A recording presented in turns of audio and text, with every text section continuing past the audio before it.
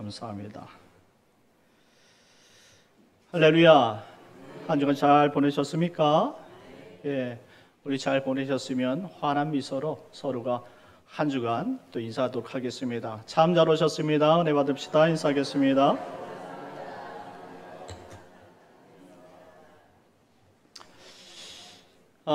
참 잘 오셨습니다. 여러분들, 우리가 모여 앉아있는 이 자리가 우리가 천국 가게 들어가기 직전에 하나님께서 우리에게 천국처럼 만들어주신 예배당인 줄 믿으시기 바랍니다. 예, 오늘 본문 말씀을 통해서 마태를 부르시다라는 제목으로 이야기를 나누려고 합니다. 마태복음 4장 23절 말씀에 보니까 예수님은 온 갈릴리에 두루다니사 그들의 회당에서 가르치시면서 이 천국 복음을 전파하시고 백성 중에 모든 병과 약한 것을 다 고치셨다, 이렇게 표현하고 있습니다. 이는 예수님께서 사람들을 고치시지 못한 병이 없었고 거부한 적이 없었고, 그리고 예수님을 찾아 모든 사람들의 모든 질병을 아시는 거로 다 회복시켜 주셨다, 이런 표현이 되는 것입니다. 자, 거기에 보면은 여러분들, 이 사람의 방식과 방법으로는 도저히 고칠 수 없었던 사람들이 있었죠. 그런 사람들, 귀신 들린 사람이라든가, 지난번에 우리가 말씀을 나눴던 중풍병 같은 것은 현대의학으로도 아직 제대로 고칠 수 없는 질병인데 그것을 내려오는 것을 말씀으로 고치셨다, 이 말입니다. 이게 과연 사람이 할 수 있는 일인가 라고 생각할 수 있지 않겠습니까? 그래서 우리는 이와 같은 치료 현장, 정말 치유되는 현장 속에서 우리가 이런 생각은 한번 할 수 있을 겁니다. 도대체 이 사람은 누구인가 라는 것이죠. 과연 이와 같이 말씀으로만 치료할 수 있는 사람이 이 세상에 존재하는가 라는 의문을 가질 수 있는 것 아니냐, 이 말입니다. 자, 분명 예수님께서 사람으로 하실 수 없는 일들을 객관적으로 이렇게 보여주셨다라면 예수님은 하나님의 아들 그리스도이심을 충분히 나타내 보여주신 것임을 우리는 생각합니다. 그런데 왜 그들은 예수님을 믿지 못하는 것일까라는 사실입니다. 간단하게 말씀드린다면 우리도 못 믿습니다. 아무리 앞에서 기적을 표현하고 기적을 만들어내고 그리고 좋은 말씀을 선포한다 할지라도 내 앞에서 벌어진 일이 있다 할지라도 내가 믿을 수 없다라는 것이죠. 왜 그렇습니까? 하나님을 떠난 인간은 죄인이기 때문에 하나님께서 행한 일이 무엇인지를 알 수 없다라는 말입니다. 그런데 우리는 어떻게 알 수 있게 되었느냐라는 것입니다. 바로 우리가 주님이 찾아와 주심으로 말미암아 거듭났기 때문에 불가능한 일이 가능하게 된 줄 믿으시기 바랍니다. 주님께서 우리를 찾아와 주셨어요. 그리고 만나 주시고 우리를 거듭나게 해 주셨다라는 말씀입니다. 그렇습니다. 거듭나지 못한 인간은 절대 하나님 나라를 깨달을 수 없는 것이죠. 요한복음 3장 말씀엔 그런 예언들이 나오죠. 여러분들, 한밤중에 니고데모가 찾아옵니다. 특별히 이 찾아온 이유는 단지 예수님에 대한 궁금증만을 가졌기 때문에 찾아온 것이 아니에요.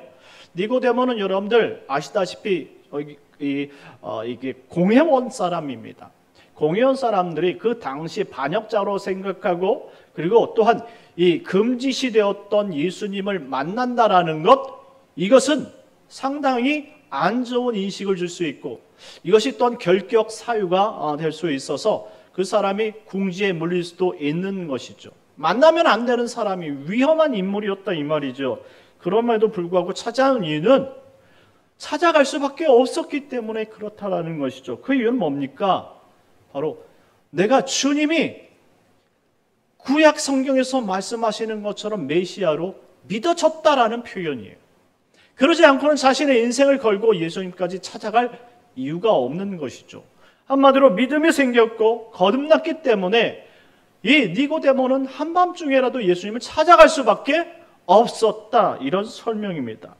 그때 예수님께서 니고데모에게 이렇게 설명해 주십니다. 사람이 거듭나지 아니하면 하나님 나라를 볼 수 없느니라 라고 말합니다. 이 말은 그가 아직 거듭나지 못했기 때문이 아니라 네가 거듭났기 때문에 나를 찾아왔다라는 표현을 달리 설명해 준 거예요. 이제 내가 누구인지 보이니? 이런 의미입니다. 이제 내가 누구인지 알겠니? 믿어지니? 이런 의미입니다. 여러분들이 이날 세상 사람들이 모두가 일요일이라고 생각하고 자신의 쉼과 취미 활동하는 날에 여러분들 시간과 물질을 들여서 여러분들 정한 시간 11시에 이 예배자를 찾은 이유가 무엇이냐 이 말입니다. 내가 예수님을 믿어지니? 그런 질문에 이제 여러분들이 믿어졌기 때문에 이 자리에 나오는 것 아니냐 이 말이죠. 여러분들은 예수님이 믿어지십니까? 그렇기 때문에 이 자리에 나오게 됐다라는 거예요.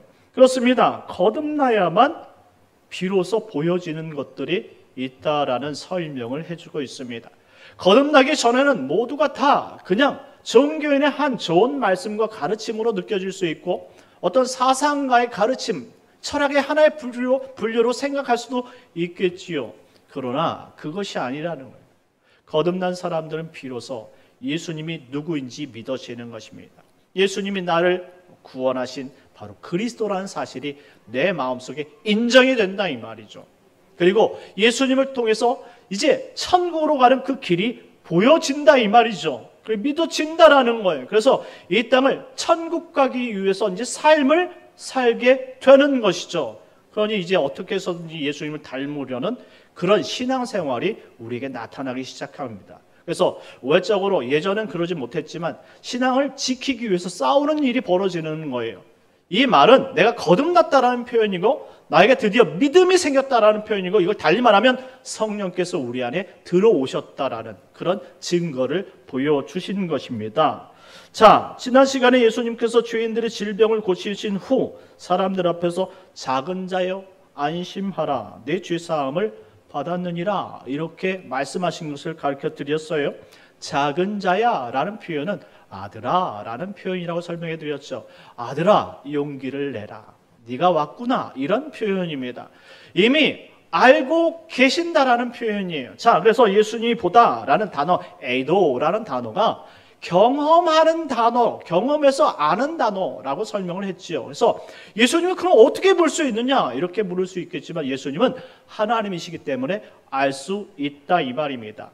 특별히 하나님께서 택한 백성들을 볼 때에 에이도라는 단어를 사용해서 내가 너를 만나러 왔다라는 의미를 가진 거예요. 자, 중풍병자는 여러분들 사진을 쓸 수가 없기 때문에 예수님이 그에게 찾아가면 좋겠지만 그때 이 중풍병자를 친구들이 이 침상에 누워서 데리고 왔지요. 만나게 된 것이죠. 어떻게 오게 될 수 있느냐? 바로 예수님이 거기 있으니까 찾아왔다라는 말이죠. 오늘 우리가 찾아온 것도 예수님이 여기 계시니까 우리가 찾아온 줄 믿으시기 바랍니다. 이처럼 우리가 주님을 만날 때 거듭나게 되어지는 것이고 비로소 우리의 인생이 변화되어지는 것이죠. 그러면서 그에게 가르쳐주는 것이 있죠. 무엇이냐면 그가 죄사함을 받았느니라 라고 하신 말씀이에요. 자, 죄사함을 받는 것과 질병을 치료하는 것과 무슨 연관이 있다고 이렇게 말씀하시는 것일까? 이렇게 생각해 볼 수 있습니다. 보통 의사가 여러분 병을 치료할 때 병을 다 치료하고 나서 죄사함을 받았습니다 이렇게 말하지 않습니다. 그런데 예수님은 병을 치료하고 나서 죄사함을 받았느니라 이렇게 말씀하셨어요. 이유는 뭘까요? 모든 질병이 이 죄로부터 오는 것은 아니지만 죄 때문에 생긴 병이 있다라는 표현이기도 하고요. 그리고 또한 이 질병이 죄로부터 오지 않는다고 해서 죄가 원인이 없다라고 말할 수 없는 것은 최초의 인간인 아담과 하와의 그 반역과 그리고 그의 잘못, 죄로 인해서 이 땅에 질병이 생기기 시작했다라는 말이에요. 그러니까 죄로 인해서 질병이 발발했다라는 말이죠. 그러니까 죄가 이 질병의 기인이 되었다, 기초가 되었다 이런 설명을 하고 있는 것입니다. 그러니 사람은 이 세상에 태어나서 죽을 때까지 질병을 달고 사는 것밖에 없어요. 이 병원 가는 것은 당연한 거예요. 그런데 성도들은 이 병원을 가면서 느끼셔야 될 것이 있어요. 이 병을 치료하는 것은 중요한 일이고 그리고 또한 이 병의 기원이 죄로부터 시작되어지는 것이라면 우리가 항상 하나님의 은혜 속에 살아가야 된다는 사실을 기억하셔야 된다는 말씀입니다. 그러니 우리가 나약할수록 하나님을 더 찾게 되는 것이죠. 우리가 너무나 건강하고 우리가 너무나 정말로 모든 일들이 행복하고 잘 된다면은 예수님을 찾아올 이유가 전혀 없기 때문입니다. 그렇기 때문에 예수님을 찾아온 사람들은 다 질병이나 여러 가지 불행이 있기 때문에 다 찾아온 것처럼 오늘 본문에서도 예수님께서 그와 같은 사람들 다 만나주시고 치료하시고 또 만난 사람마다 다 회복되어지는 놀라운 은혜의 역사가 있었다라는 말씀입니다. 그렇다면 이런 핵심적인 말씀들을 빨리 캐치하고 예수님께서 이처럼 죄를 사하시는 권세까지 있으신 하나님이시라는 사실을 빨리 깨달으면 얼마나 좋겠느냐 이 말입니다. 그런데 인간이요 너무나 둔하고 어리석어서 절대 깨닫지 못한다라는 말입니다. 왜일까요? 바로 거듭나지 못하기 때문에 그래요. 거듭난 사람들, 믿음이 있는 사람들은 자신이 죄임을 동시에 깨닫고 결국 하나님께로 찾아오게 되는 것이죠. 그러니 우리가 믿음이 중요한 것이고 그리고 우리가 주님을 만나 거듭나는 것이 참 중요한 것이라는 사실을 믿으시기 바랍니다.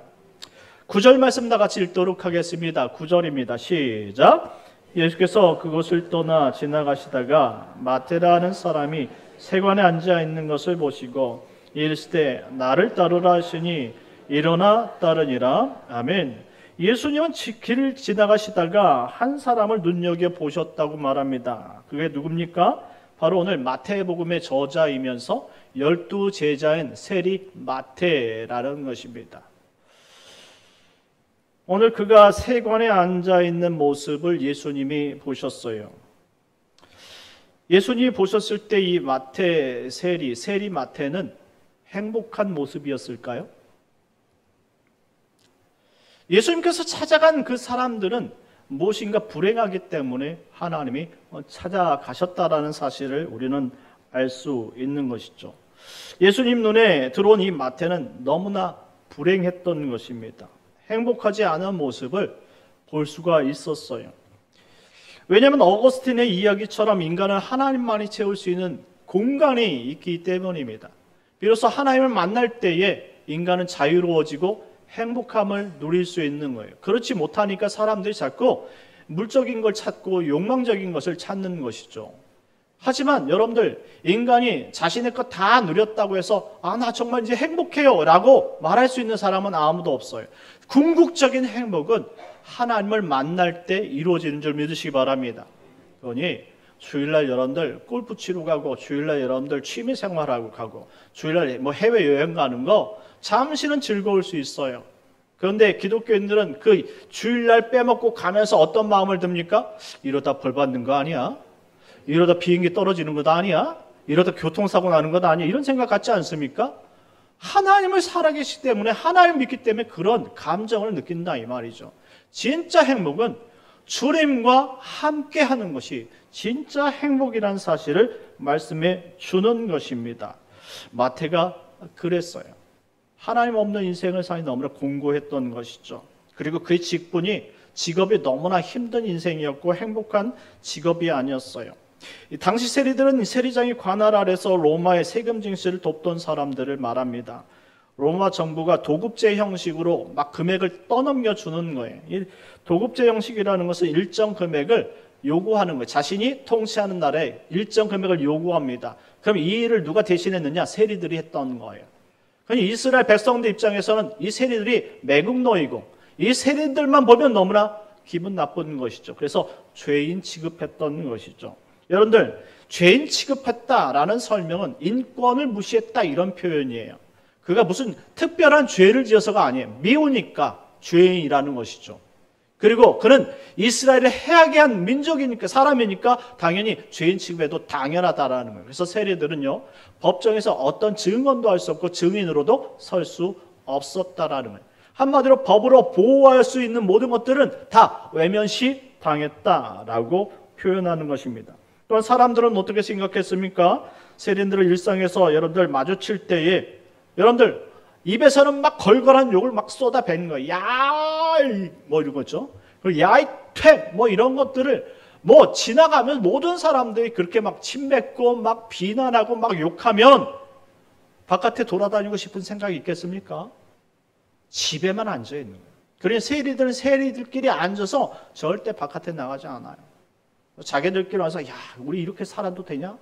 야, 나 참 인생에 낙이 없어. 나는 정말 어떤 면에서 정말 이스라엘 사람들이 해야 될 일을 내가 대신해주고 있는데 내가 이렇게 구박과 핍박을 받아도 되는 거야? 이거 너무한 것 아니야? 원망하게 되는 것이죠.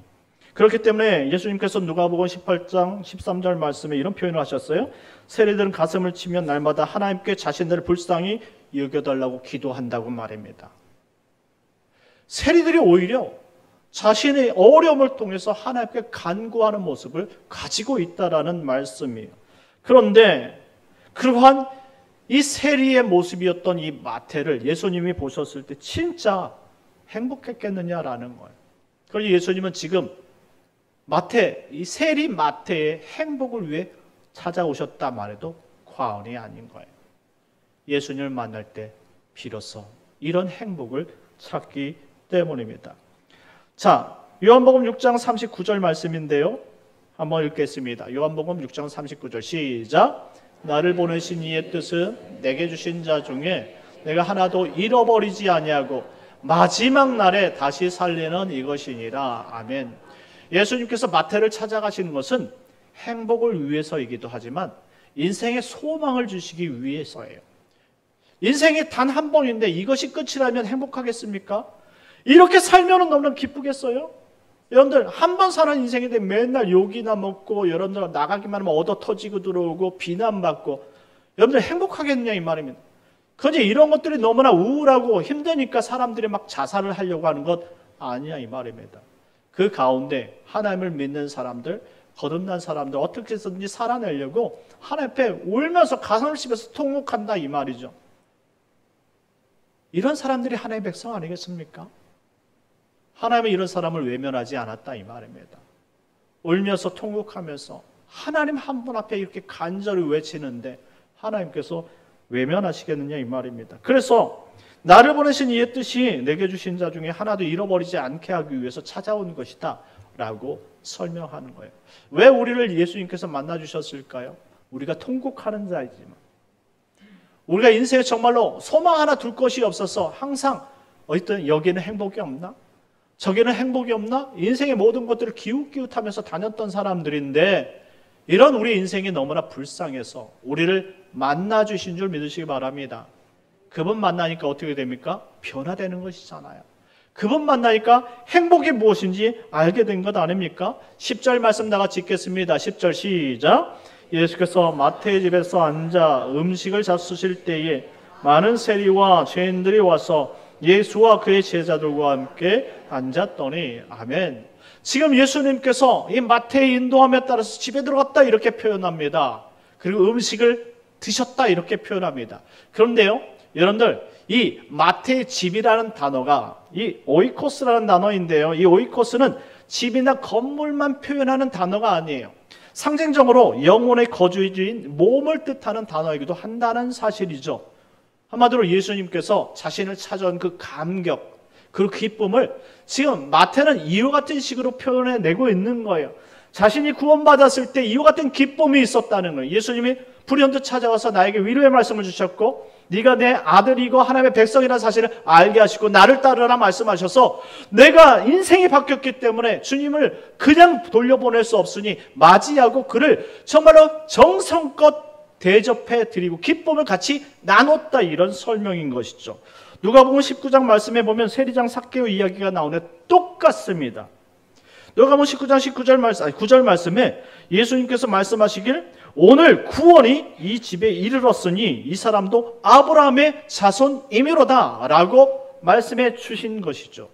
한마디로 지금 마태 세리를 만나주시고 세리 마태를 만나주시고 그와 집에 함께 들어가서 기쁨을 나눈 이 장면을 구원과 함께 설명해 주고 있다 이 말이죠. 그러니 우리가 우리 영혼 깊숙이 주님을 모셔드리는 것이 구원이고 그리고 음식을 나누는 것이 우리 기쁨을 표현해주는 문장이라는 사실이죠. 이와 같은 기쁨을 나누는 모든 사람들이 거듭난 사람이고 구원받은 사람이라는 이야기를 해주고 있는 거예요. 여러분들 이 기쁨을 생각해 보세요. 지금 이 세리 마태는 너무나 기뻐서 예전에 행할 수 없는 그 행동들을 지금 자신의 동료인 그 죄인된 세리들과 함께 나누고 있었던 것이죠. 언제 그들이 이렇게 기뻐하면서 이야기를 나눌 수 있었느냐? 거듭났으니까. 예수님을 만났기 때문에 비로소 우울했던 마음을 감추게 되었고, 그것이 치료되었고, 결국 기뻐서 정말로 예수님과 함께 그 기쁨을 음식을 나누면서 누리게 되었다. 이런 설명이 된 것이죠. 우리 인생의 최고의 행복은 주님을 맞이한 것이고, 그분이 내 안에 들어서 내가 하나님의 아들이라고 확정을 받은 그 순간 우리의 인생은 잔치집으로 변하게 되었다는 설명입니다. 여러분들이 예수님을 만난 그 자체가 잔치집이고, 여러분들이 예수님을 모셔드려서 예수님이 나에게 하나님의 백성이라는 사실을 깨닫게 한 그 순간이 축제라는 사실을 기억하시기 바랍니다. 그렇다면 이런 축제를 여러분들만 누려야 되겠느냐, 이런 것이죠. 하지만 반대로 거듭나지 못한 사람들은 이런 예수님을 평가하기 시작합니다. 11절 말씀인데요, 다 같이 읽겠습니다. 시작. 바리새인들이 보고 그의 제자들에게 이르되 어찌하여 너희 선생은 세리와 죄인들과 함께 잡수시느냐. 아멘. 지금 이 바리새인들과 서기관들이 그 세리 집에 들어갔다는 표현이 아니에요. 이스라엘 율법에는 정결법이 있습니다. 정결법은 이 부정한 것을 거룩하게 만드는 법인데요, 한마디로 부정한 것이 있으면 그 거룩한 사람은 그 부정함을 덧입지 않게 하기 위해서 그 자리에 함께할 수 없었던 법이에요. 한마디로 율법을 조금 잘못 생각한, 말씀을 달리 해석한 건데요, 한마디로 이들은 두려운 거예요. 왜냐하면 세리는 죄인이기 때문에 그 자리에 함께하는 것만으로도 그 죄인의 더러움이 자신에게 옮는다라고 생각하는 것이죠. 그러니 내가 거기 가면 나도 순간 회개해야 되는 죄인이 되고 만다는 원리입니다. 그런데 지금 거룩하게 보았던 예수님이 그 안에 들어갔으면 그들 눈에 예수님은 어떤 사람입니까? 죄인된 사람이 된 거예요. 더러운 사람이 되었다, 이 말이죠. 생각이 완전히 잘못되지 않았습니까? 예수님 분명히 요한복음 1장 1절 말씀처럼 하나님이십니다. 그 하나님의 14절 말씀에 육신을 입고 이 땅에 오셨다라고 말하고 있고요, 우리가 읽었던 말씀처럼 요한복음 6장 39절 40절 말씀에 바로 잃어버린 백성을 찾아오시기 위함이라고 설명해 주었습니다. 예수님은 하나님이시고 그리고 우리를 구원하실 구원자이십니다. 그렇다면 예수님이 하신 그 모든 것들이 진리이고 그것이 옳다면 예수님이 행한 것들을 반겨야 되고 예수님이 행한 일들을 우리가 기뻐해야 되고 우리도 그렇게 살아야 된다는 사실을 인식하는 것이 당연한 것 아닙니까? 그럼에도 불구하고 그렇게 할 수 없었던 이유는 뭡니까? 바로 하나님의 말씀을 자기 방식대로 해석하기 때문에 그래요. 한마디로 예수님은 저기에서 지금 저렇게 하나님의 백성들을 만들어 가고 있는데 자신은 동떨어져서 자신의 생각이 마치 하나님의 생각인 것처럼 착각하고 외면시하고 있었다라는 것이죠. 한마디로 자신이 자신 신앙의 기준이 되었다는 말입니다. 교회에서도요, 똑같습니다. 우리 성도님들 잘 들으십시오. 교회는요, 오직 하나님의 영광을 위해서 만들어져가는 공동체입니다. 물론 여러분들이 생각할 때 이것도 하나님의 일이냐 저것도 하나님의 일이냐 이렇게 이야기할 수 있는데요, 교회가 하나님의 나라를 위해서 목적하고 그러면 선한 행위로 인해서 이러한 것들을 배설을 하고 이와 같은 일을 하면 인간의 눈으로 볼 때는 이게 무슨 하나님의 일입니까? 라고 말할 수 있겠지만 교회의 총합적인 총체적인 그러한 목표와 목적을 향해서 그것을 놓고 본다면 그 모든 인간적인 수단 같은 것도 하나님의 일을 위해 준비한 것이라는 사실을 기억하셔야 돼요. 우리는 인간이잖아요. 그러니 인간의 방법을 사용할 수밖에 없는 거잖아요. 그러면 합력하여서 선을 이루어야지. 그런데 언제나 자신이 주인이 되어지고 자신이 신앙의 신념의 주관자가 되어지면 비판만 하는 거예요. 그리고 그 사람들을 책망하는 것이죠. 그래서 항상 주변인인 것이죠. 안으로 들어와서 같이 함께 무엇을 하지 못하는 거예요. 그냥 뒷짐만 지고 있는 것이고 비판만 하는 것입니다. 그러니 우리가 제대로 된 성도고 교회라면, 교인이라면 하나님의 주신 그 뜻을 정말 아름답게 이루어갈 수 있도록 서로가 봉사해야 돼요. 서로가 합력하여 선을 이루어 나갈 때에 내 주권이 내 자신이 아니라 하나님이란 사실을 깨닫게 되는 것입니다. 예수님께서 뭐라고 말씀하십니까? 12절 말씀에 우리 다 같이 읽겠습니다. 12절입니다. 시작. 자에게는 의사가 쓸데없고 병든 자에게라 쓸데있느니라. 아멘. 건강한 자에게는 의사가 쓸데없는 말이 뭐예요? 이미 네가 의사가 될 것 같고 네가 이미 건강하다고 생각하면 내 말이 들어오겠느냐 이 말이죠. 네가 필요한 모든 것들을 네 스스로 얻고 네가 답을 다 냈는데 예수님이 무슨 필요하겠느냐 이 말입니다. 우리가 지금 예수님 말씀을 들으러 왔는데 예수님의 말씀보다 여러분들 내 생각하는 것이 더 옳다고 생각한다면 교회 나온 이유가 무엇이냐 이 말입니다. 자기 만족을 위해서 나온 것 아닙니까? 그게 바로 종교심이라는 거예요. 이런 종교 부심이 많으면 그 사람 우상 숭배자이고 결국 하나님의 백성이 될 수 없는 것이지요. 건강한 자에게는 예수님이 필요가 없어요. 자신이 주인이고 자신이 옳은 사람에게 어떻게 예수님이 필요하겠느냐 이 말입니다. 항상 주님 앞에 우리가 옳지 않다는 사실을 인정해야 돼요. 겸손해야 됩니다. 주의 말씀을 따라야 되는 줄 믿으시기 바랍니다. 13절 말씀 다 같이 읽겠습니다. 13절 시작. 너희는 가서 내가 긍휼을 원하고 제사를 원하지 아니하노라 하신 뜻이 무엇인지 배우라. 나는 의인을 부르러 온 것이 아니요 죄인을 부르러 왔노라 하시니라. 아멘. 이 말씀은 예수님께서 제사를 원치 않는다라는 말씀이 아니에요. 제사 드리는 사람의 자세가 잘못됐다라는 말이죠.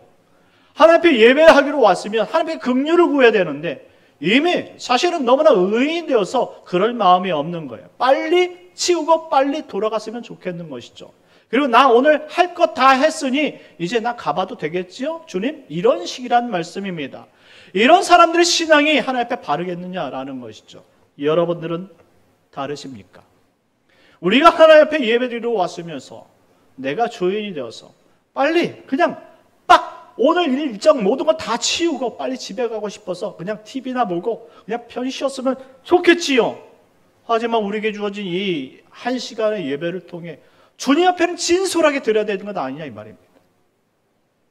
정말 주님 앞에는 정말 겸손하게 최선의 예배를 하나님 앞에 드려야 백성이지 않느냐 이 말입니다. 이사야에서도 이와 같은 말씀을 기록했는데요. 이사야서 1장 11절 13절인데요.